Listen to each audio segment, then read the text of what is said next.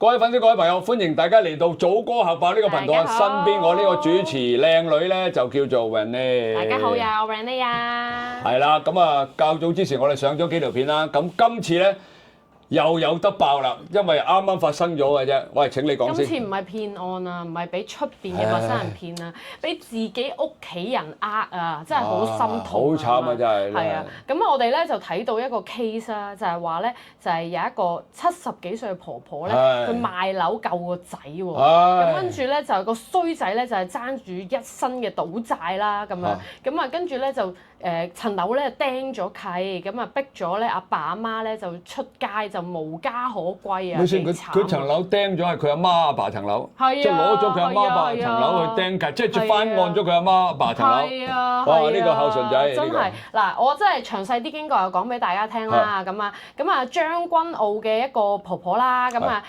一家三口同埋個仔啦，咁啊一齊住。係啦，一齊住嘅本身。咁啊仔咧就點知投資失利，咁啊爭落好多錢喎，好似話200幾萬咁樣。咁啊70幾歲嘅婆婆咧就決定賣咗自己自住嗰層樓，咁啊一半幫個仔還債，一半咧就留俾自己同老公啊養老。咁啊為咗方便賣樓啦，咁佢哋就搬出嚟，公公婆婆啦就搬出嚟先咁樣，係啊就租屋住咁樣。正常。咁啊但係咧公公婆婆咧其實咧就係自己買嘅個仔咧，從來都未出過錢嘅。咁啊但係之前咧個樓契個名又寫咗喺個仔同阿媽嗰度喎，蠢到不得了咁樣。咁啊諗住賣樓可以解決到呢個賭債啦咁樣啦。咁點知咧查土地註冊處嘅時候咧，發現咧阿仔咧已經做咗一個借貸嘅協議啊！佢將一半嘅樓價嗰個權去借錢係可以嘅。咁所以咧就釘咗契啊，賣都賣唔到啊！你唔還咗嗰一半錢係唔得㗎。嗯，係啊。慘啊！咁啊，喂，最恐怖嘅係咩啊？就發現咧呢個債務嘅債主就係阿仔嘅老婆。哇！呢個係直情設個局啊！直情設個局呃埋佢啊！嚇，係啊！即係個仔爭人嘅錢嘅就係佢自己個老婆。我諗係佢攞埋層樓個錢出嚟啊，想攞埋出嚟啊，勾埋個錢，係真係處心積慮奪家產咁樣。哇！呢個仔係啦，咁啊等阿媽咧百年歸老之後咧，咁佢就完全可以控制個單位啦。咁啊所以而家咧。公公婆婆就搬走咗啦，個單位咧就由個仔啦、個老婆啦，就自己雀巢溝佔啦。咁阿仔咧原來自己有樓收租喎。又另外又有樓。自己又唔賣樓還債喎，咁樣咁啊反為打佢阿媽層樓嘅主意咁樣。咁啊婆婆同公公年紀又大啦，又病患啦，成日出入醫院啦，又無家可歸啦咁樣。哇！真係好心痛啊！咁點解咁樣都做得出嘅咧？咁樣。咪住先，嗱嘅故事就差唔多啦，我已經了解咗㗎啦。其實就根本佢個仔未必係爭人錢，因為佢而家個仔嘅債主就係佢自己嘅老婆啊嘛。又話投資失利，其實就唔係根本呢個局嚟嘅。第一，當你層樓寫咗啲仔女嘅名嘅時候，通常係會咁樣嘅，係共同擁有50-50。咁我咧，譬如打個比喻，寫咗俾我，我有權去加按翻。譬如層樓值400萬，我可以加按，即係我200萬嘅。200萬蚊一半啊嘛，咁當然咧，銀行可能唔會俾晒200萬，可能俾100萬你，或者俾150萬。咁但係有機會連對方嗰一半唔知嘅。嗱，因為我擁有咗半業權啊嘛。嗱，呢個第一點啦。即係大家唔使共同同意嘅。唔使㗎，係唔需要嘅。佢只要個律師樓同佢做就得㗎啦。呢個第一點。好啦，第二點就係佢呢個仔嘅所謂債主都其實就係個老婆，根本就呃個老豆老母。擺到明㗎啦！你又唔係爭財務公司，又唔係爭銀行錢，你個債主係個老婆。整個局俾人踩啊！黐線。其實佢都多餘嘅，你得個仔個老豆老母死咗之後都係你㗎啦。但係佢可能咧預先咧就打個老豆老母個主意，先喺嗰度攞嚿錢出嚟先。咁變相咗咧，你唔攞都唔得啦。咁但係問題就係佢賤格到咧。即係佢可以咁賤格嘅地步，就係將個老豆老母都趕埋走。嗱呢個問題就嚟啦。又照顧老人家不特止，仲唔照顧添？係咯。哇！呢個人渣之中嘅人渣，喂你俾天收啦！我覺得你呢啲咁嘅人，我哋中國人傳統就係咩咧？養咩？積穀防饑啊，養兒就防老啊。而家冇呢啲。嗱，我可以講一定冇。真係一定冇。而家我哋香港已經冇呢啲嘢㗎啦。你話係仲有冇少部分咧？咁我應該有，但係着咗90%都唔有，因為你個老豆養個仔，仔就要再養仔啊嘛。咁你有資源有錢，你都放喺你自己個仔，仲會記住個老豆老母咩？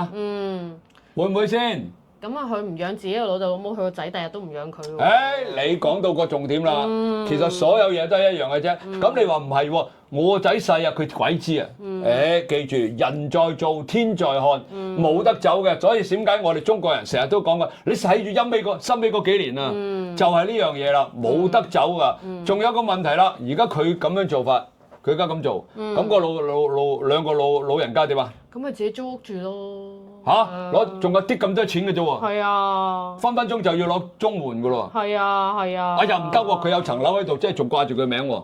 仲死，公援都攞唔到，綜援你攞唔到，住公屋你又唔得，哇！佢邊度絕到咁緊要啊？冇啊，呢度冇講到啊，可能自己又出翻嚟做嘢啊，咁樣嗰啲。70幾歲鬼做咧，做揸的士啊？揸的士啊，倒垃圾嗰啲咯。哇！唔係啊嘛。洗碗嗰啲咯，可能係。最慘佢層樓仲掛住佢自己嘅名，但係佢賣又唔賣得，交我就唔交人得，因為個衰仔攞咗可能攞咗百幾兩百萬走。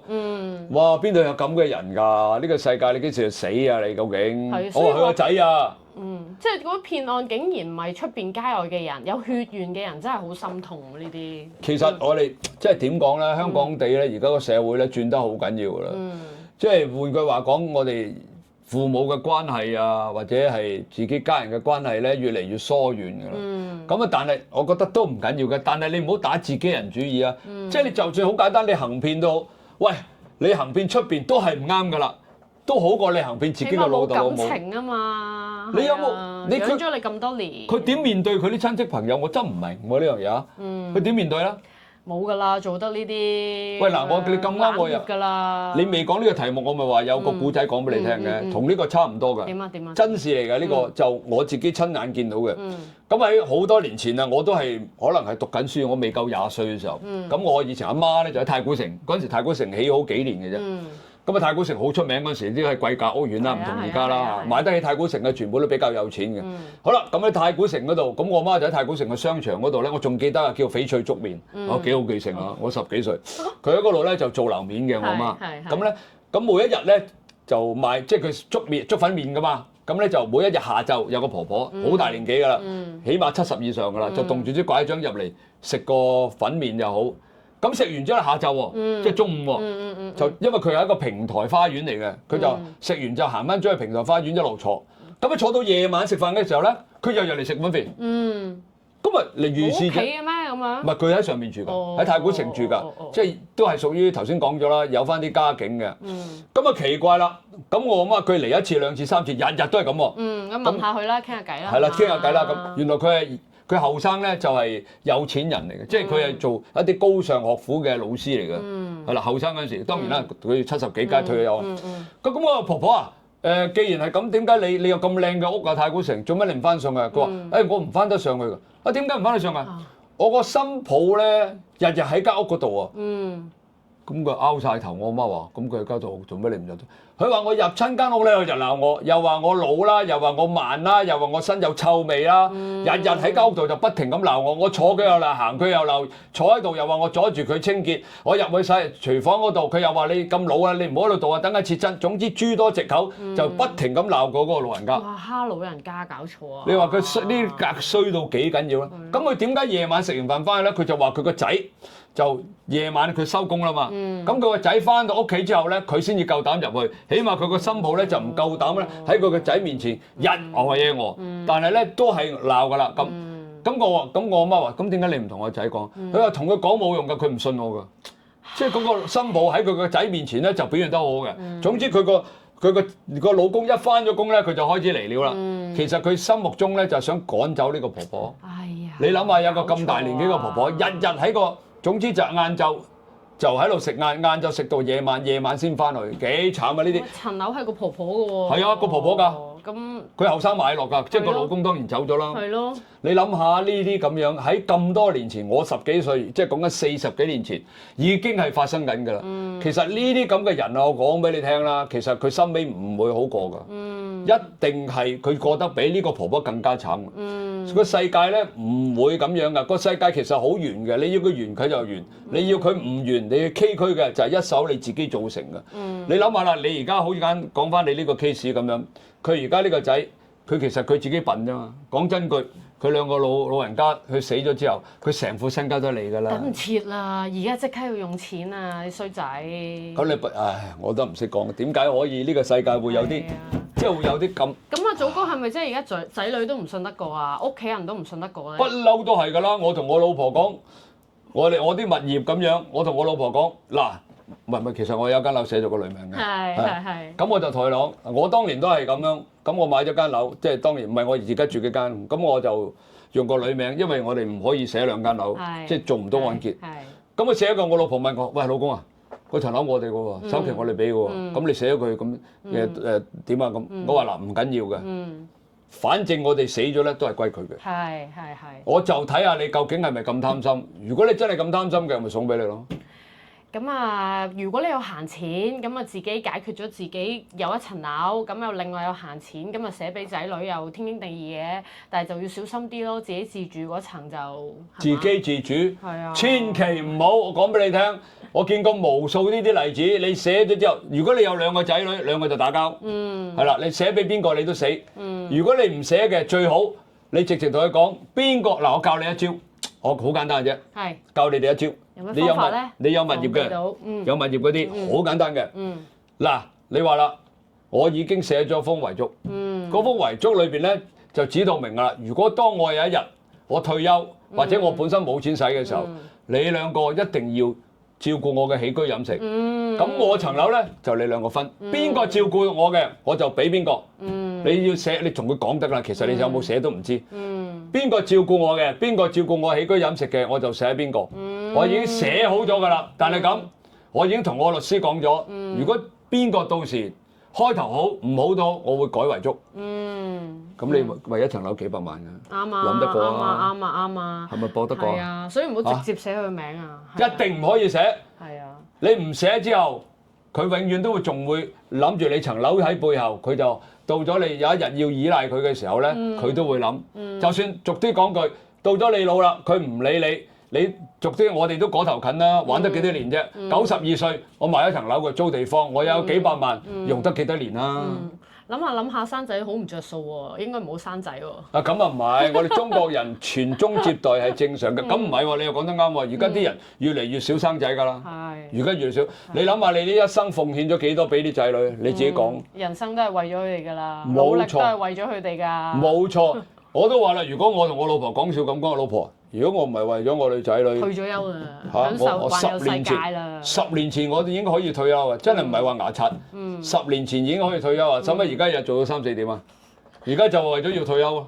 唔係你就係為咗有更大嘅事業啊嘛，就係更輝煌嘅事業啊嘛。我哋好似 Beyond 嘅光輝歲月，係啦，我唔係，不過基本上咧，我哋都係咁講啦。講翻呢單 case 先，我哋真係唔希望咧社會更加多呢啲咁嘅類似情形發生嘅。如果咁咧，我爆到天光都爆唔完。我啲血壓咧高到上去280㗎啦，分分鐘。係啊，就係防人之心不可無啦，無論係仔女都好啦，或者出邊交嘅人都好啦。咁可以對人好，但係一定要保障咗自己先咯。呢個咧即係老生常談嚟㗎啦。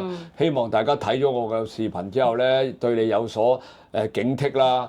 仔女又如何啊？喂，你唔記得之前有個仔嗌埋個朋友上去殺咗個老豆老母咩？呢啲就好耐之前可能有病嘅個別例子啦，唔好諗到咁差嘅。一定係個別例子，不過大家講翻起咧，大家都諗翻一啲以往發生嘅嘢，去借鑑翻我哋而家，即係仔女都可以相信嘅，又唔係唔相信。不過講到錢咧，最好都係謹慎好啲啦。好嘛？好，多謝大家。好啦，差唔多啦。大家如果有任何嘅意見，可以留言俾我哋啊，或者一齊分享你嘅意見都得。仲有，如果你有咩話題想講嘅話咧，就你想叫我講咧，就留言俾我，咁我就可以咧借助阿 Kelvin 呢搜集資料之後咧，就為大家講講嘅。如果大家咧都有同類型嘅情況下，留言俾我哋啊，我哋一齊幫你爆佢。冇錯啦，好啦，記住我哋叫做祖哥核爆，希望咧往後多謝你哋繼續支持我哋。記住留言、點讚、收藏啊！多謝，拜拜。